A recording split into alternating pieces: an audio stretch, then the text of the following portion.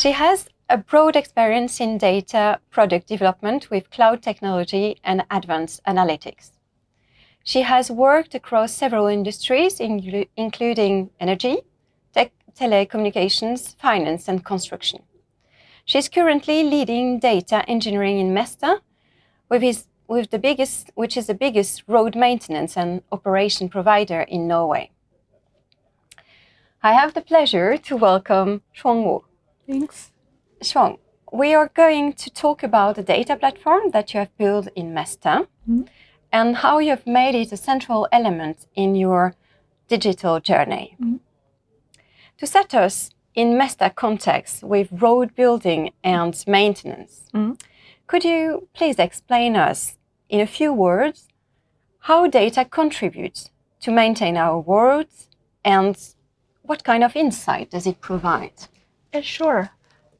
So let's start with what Mesta usually does. The main tasks are trying to keep the road and also including tunnels, also ferry docks and rails open and also safe for all the users, all the traffic, all day around. That's the core tasks Mesta is trying to operate on. And to be able to reach that vision or our main mission, Mesta has also a few the core battlegrounds, including safety, also profitable growth, at the same time sustainability, of course, and also good at completing all the projects, contracts.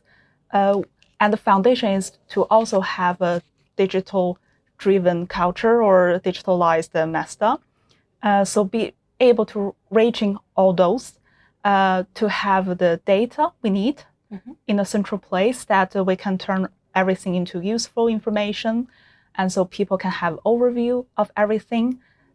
In projects, contracts, they can follow up from the calculation phase when we bid for contracts to when the project starting and the in production phase, and also in the end when it's like the finalizing phase, and to be able to provide information, follow up all stages, people can really see how does it go with the projects, can we improve it, or maybe we need to do measures immediately to avoid the delaying.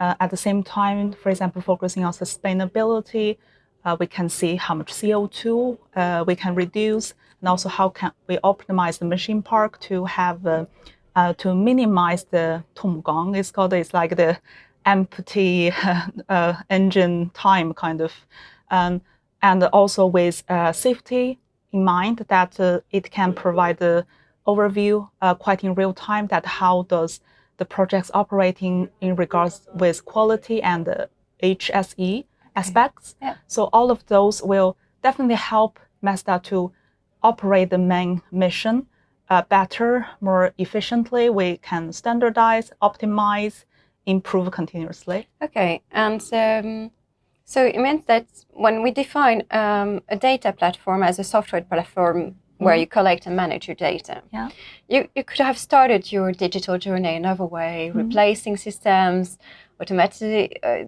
the automatization of your processes, but you decided to start with a data platform. Why? Yeah, so I think first in the data platform, we have it called the AIR. A stands for actually not only analysis, but also automation. Yeah. So we definitely have this automating processes in mind. Yeah. We will not exclude it in the platform overview.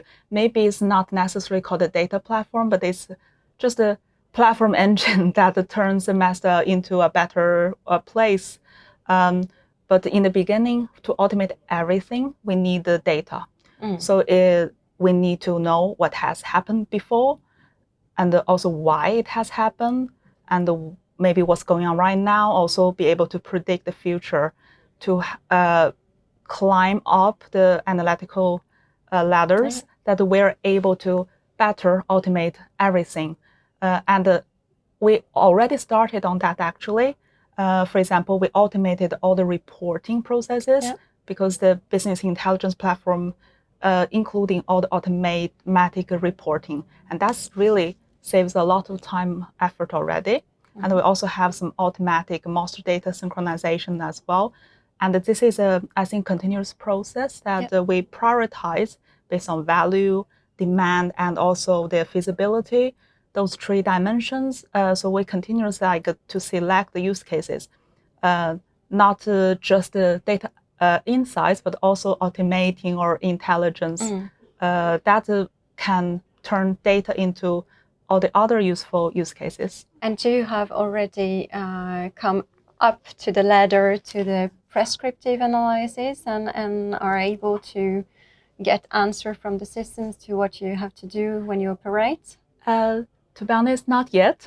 We're still in, I think, to knowing what has happened and why it has happened phase. But sometimes the automation is quite real time. So for example, when we get the master data in the core system, we are able to send it to other systems and synchronize them. So to some degree, we have automation near real time. But for the machine learning or advanced analysis, I think we are starting. And we try to look at more machine learning models. But it's definitely the future focus.